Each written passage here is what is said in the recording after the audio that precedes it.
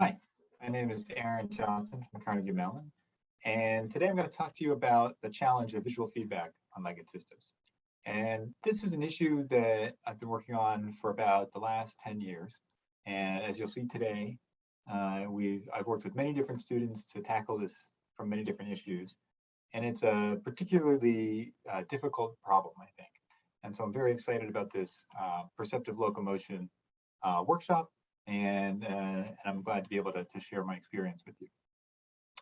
Most of the work I'll show today has been a collaboration between myself, Professor Howie Choset at Carnegie Mellon, and Professor Kostas Danilidis at UPenn. And again, I've worked with many students on this project. The students who are sort of the main research I'll show today are Joe Payne and Hans Kumar. So overall, my goal is to get robots that can work in the real world. And so whether that's extreme environments like deserts or more common terrain like vegetation and rocky, hilly terrain, or even challenging urban environments, as we move robots out of the warehouse and out of the factory into the real world, we have to deal with this kind of unstructured environment. And one of the issues that comes up is the question of perception. So as the robot is moving through the world, necessarily the camera and other sensors that are on it have to also move. And this creates a lot of challenges that I'll go over for the perception system. So here I'm showing a video of the Rex robot walking relatively slowly over some rocks. And you can see that even though the robot's not moving quickly, the features in the background, especially if you look at the trees and the leaves, they're moving around very quickly. Right? And this causes lots of challenges. So how can we improve visual feedback for these kinds of dynamic robots? And this is an issue that's not just limited to robotics. So it's also important for biomechanics research.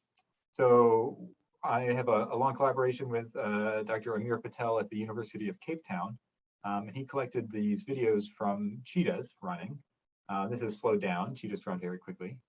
And as you can see from this animal-mounted video, we see a lot of the same properties as in the robot videos, where the animal's pitching up and down, and the scene is moving very quickly in the camera frame. So why is this a hard problem?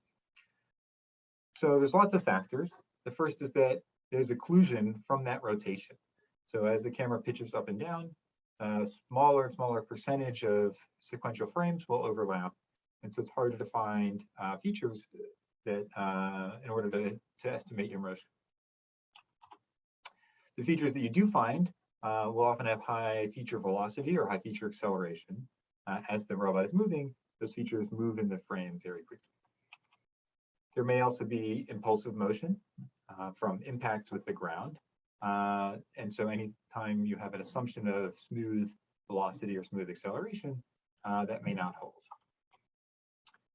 I think there's also important to consider the sort of mismatch between linear and angular velocity, where for a lot of these systems, we have a large angular velocity, but a relatively small linear velocity.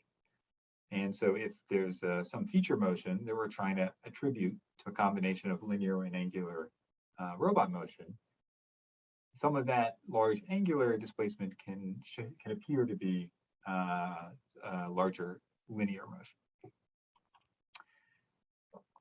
For all of these sort of ground robots going over rough terrain, the typical scenes that they're in feature an asymmetric feature distribution. So we get lots of good features right underneath the nose of the robot, and there might be lots of good features off in the distance, but in the sort of mid-range, higher up, there's not as many good features for the algorithms to track. And finally, I think fundamentally, there's a difference in the domain between these kinds of mobile robots on rough terrain and a lot of the existing data sets and existing algorithms that have been developed, primarily for things like self-driving cars or quad rotors. So an outline of today's talk, I'm going to go over 10 years of challenges that I've run into working with different systems and different algorithms that all show this kind of shaky perception quality. Then I'll get into testing some hypotheses on why this is a problem And these are hypotheses that primarily didn't pan out. And so we've investigated many things that are not the problem, or not the sole problem with shaky perception. And then finally, I'll conclude with one approach that has shown some good promise on these shaky perception types of data sets, and that's this idea of periodic SLAM. So first, the first time that I realized that shaky perception was an issue was when we were working with the Rex robot during my PhD, and we took a Google Project Tango and put it on the back. So Project Tango was a cell phone-sized device with different sensors and algorithms built into it to do visual odometry and SLAM. And we said, great, this is all packaged up. We can just throw it on the back and know where we are as we're going. And as you can see, especially if you watch the map on the right here, there's a lot of jumps of several meters. There's times that the robot's moving at 10 meters per second or faster. And the final map that it comes up with looks nothing like the actual motion from the robot. And so we came out of that and saying, okay, we have to spend some time working on this. A much more recent example, so here's just from this year, a Minitaur Robot with an Intel RealSense on its back, looking out at the world with using ORB SLAM to do visual odometry and SLAM. And so if you watch in the upper right, the inset here, these green dots are the features that it's tracking from frame to frame. And we see initially lots of green dots, pretty good tracking, and then they start to flicker away, and then eventually ORB SLAM can't figure out where it is anymore. Right? And so I'll point out that the gait that the robot is using is called a bounding gait, has a fair amount of pitching motion in it. But this is also running on flat terrain. And so this is sort of similar to if we had a smoother gait walking on very rough terrain. Now, when I show videos of this robot to people, the first thing they always say is, well, why don't you just put a gimbal on the back to cancel out that pitching motion? And so, of course, we did this many years ago. Here, this is on the left, the sort of video from Minitaur without a gimbal, and on the right with the gimbal correcting for the angular rotation. And certainly the video on the right looks much clearer, there's much less motion than the video on the left. It's not perfectly stationary because of course the robot's still moving and the gimbal can't cancel out all motion as the robot moves through the world, but it definitely helps. Now, a gimbal would not be good for smaller robots because it's very bulky, and it's also not good for sort of animal-mounted video example because we're always trying to minimize the package of sensors that we're putting on the animal. But for some situations, the gimbal might help. What happens when we try and run visual odometry or SLAM on that gimbal-mounted video? So here we're showing we're running something called ERL, which is a monocular motion estimate from that gimbal video. And in this clip, the robot's sort of hopping in place. It's not actually moving forward. And if you watch the track here in the lower right, the fact that there's so much up and down motion and still a little bit of rotation, the visual odometry package still thinks that it's moving forward by about a half a meter per stride. And so the gimbal, while it can help a little bit, still doesn't solve the problem entirely. Finally, this is not an issue that's limited to legged robots and legged animals. So here's a wheeled robot from my lab that's driving over stairs with an Intel tracking camera on its back. And as it's driving over these stairs, take a look at the map on the right, and we can see different stairs appearing at very different angles relative to each other. At some point in the video, the estimate of where the robot is underneath the stairs that it's built up. And all of the sort of same issues that we see in the legged robot data occurs just as commonly in this wheeled robot when the terrain is very challenging. As I mentioned, this is not just a robotics issue. So here we're trying to run a SLAM package called SVO on this Cheetah mounted video data. And the particular issue that we ran into with this data set and this algorithm was that we couldn't build up enough persistent features from frame to frame, which SVO needs to build up a map as it's going. And so while there's lots of features in the environment as the Cheetah is running, very few of them persist frame to frame. Cheetah's moving very quickly, so features on the ground don't stay very long. And then the pitching means that the occlusion eliminates a lot of features when it's either pitching up or down. And so the number of persistent features we can get is very small. All right, so hopefully I've convinced you that shaky perception is a big problem. And it's a problem for legged robots, it's a problem for wheeled robots, a problem for animals. So how can we figure out what about the motion is the problem, or what about the algorithm doesn't work for these kinds of data sets?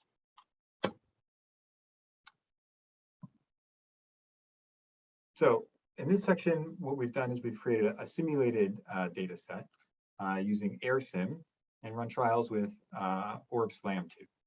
And in all of the trials that we'll run, we're using the exact same set of images. So there's no sort of randomness coming in from that. Right? And the first hypothesis that we can eliminate from this data set is that motion blur and lens distortion are not the sort of primary issue with these shaky perception problems. So in the simulation, we have perfect cameras.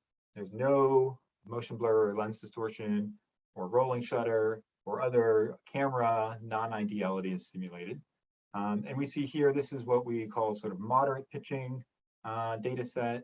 And at about halfway through this clip, we see the green features go away and we've lost tracking on where we are. Right, so the problem persists even when we're using an ideal camera. The next hypothesis we had was that maybe we just weren't using enough features because there was so much motion in this kind of data set. Maybe we need to be using more features in order to estimate it accurately. But that ends up not being true. So here we're plotting two different pitch magnitudes, but we see for both of them pretty flat success rate as we increase the number of features that we extract in each frame. Right? So just increasing the number of features doesn't seem to help with this problem. The next hypothesis was that features in the occluded boundary regions might confuse the algorithm. So again, if we're sort of pitching up and down, there's that strip along the bottom or top that that won't appear in the next frame. And so any features that it tries to match from there won't have a corresponding feature in the next frame. And so in this experiment, we've clipped the bottom or top of the frame by an increasing amount to try and eliminate this occluded boundary.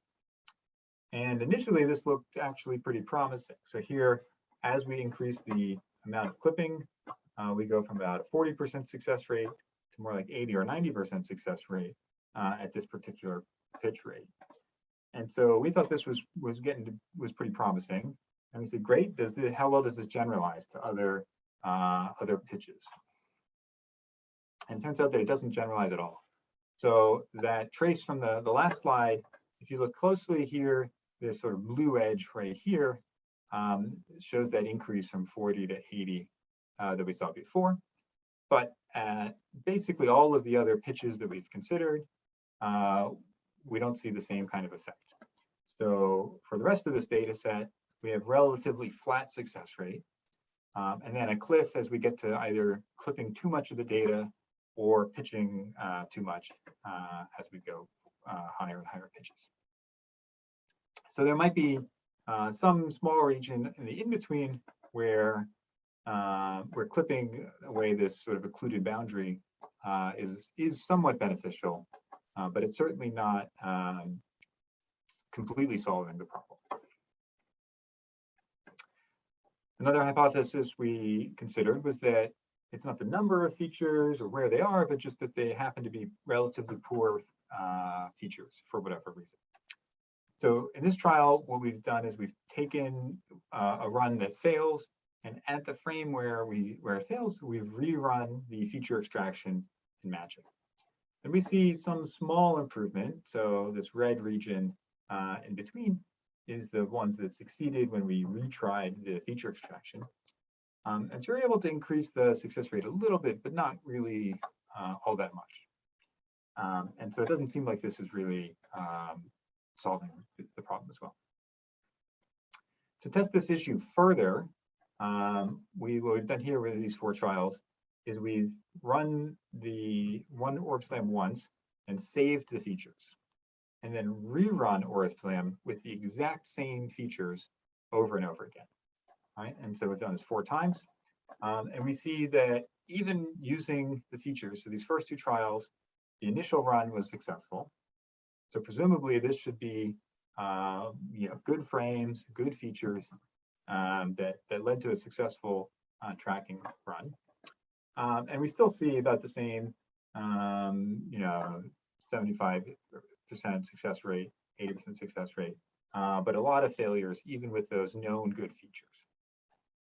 On the flip side, for the trials that failed initially, and so maybe these would be features that we think are particularly bad because they led to a failure, we still see a good number of successful runs that were able to use those quote unquote bad features.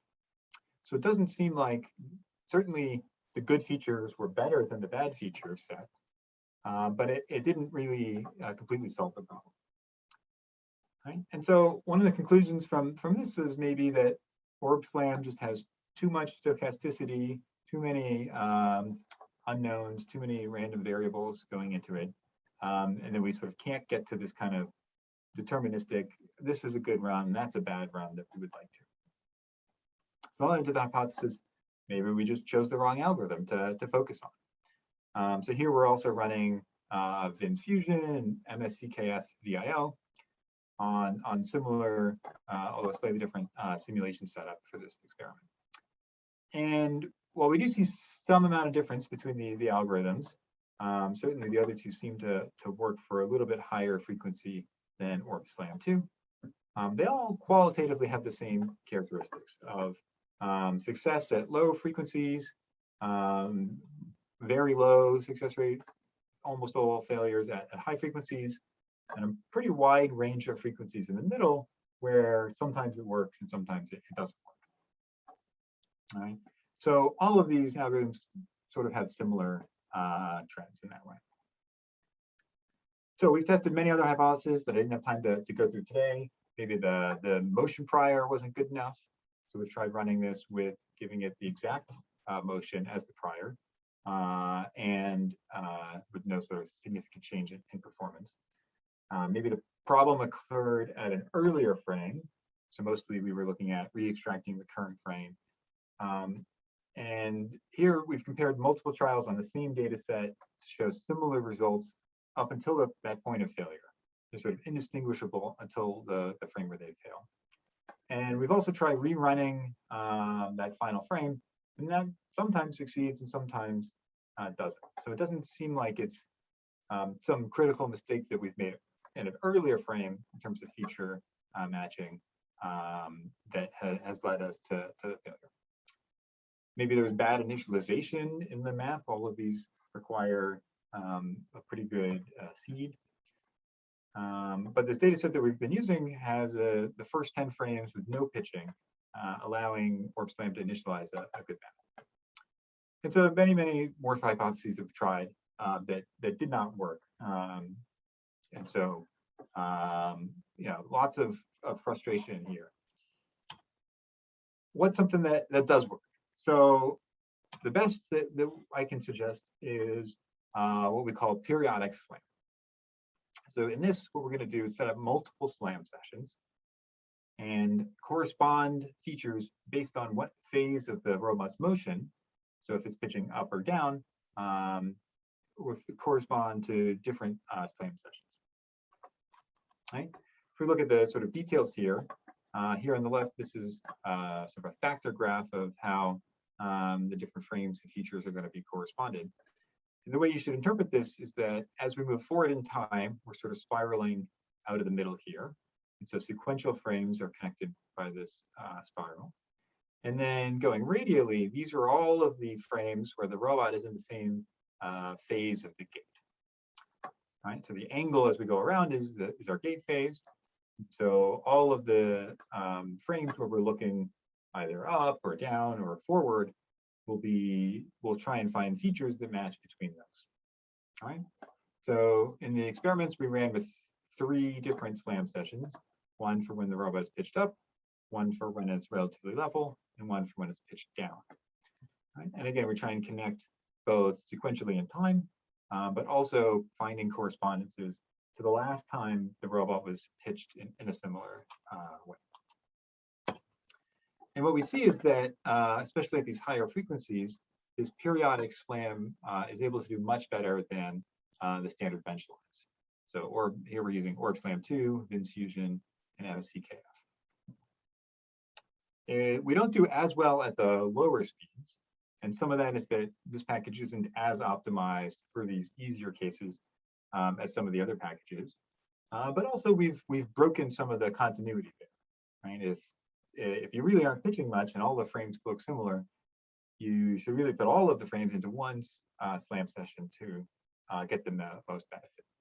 We still work reasonably well at those low speeds, but it sort of really shines at the higher speeds. So this was simulation results. What does this look like on the robot? So here again is a Minitaur robot running with the Intel RealSense. And this is in a motion capture lab in order to get good ground truth data.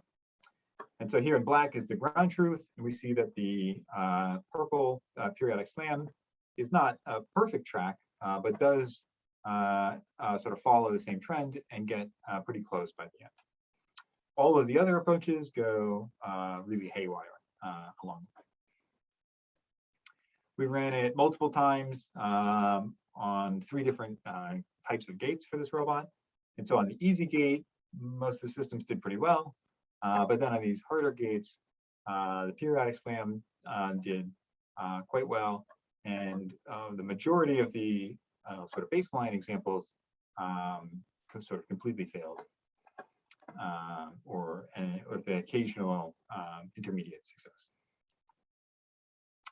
So to wrap up, why is this a hard problem? There's lots of factors. One of the big ones, and certainly the periodic SLAM success, provides support to this first case of the problem being occlusion from rotation, from the fact that as we pitch up and down, we have smaller and smaller overlap regions between our frames. But there's also high feature velocity, acceleration, impulsive motion, this mismatch between our linear and angular velocity, an asymmetric feature distribution coming from the type of robot and the types of environments that we're focused on, as well as the sort of fundamentally different domain from existing data sets and algorithms that have had much more research. Some of the key takeaways I'd like to leave you with are that this isn't just a single algorithm problem or single robot problem. We've tried many different algorithms on many different robots, legged robots, wheeled robots, animal data, simulated data, real data. This problem of shaky perception sort of persists through all of them. We've tried out many things that didn't work. And so I think that there's not sort of a simple fix. You know, you can't just put a gimbal on there. You can't just extract more features. There really needs to be a more fundamental change in the assumptions that you're making when designing your perception algorithms.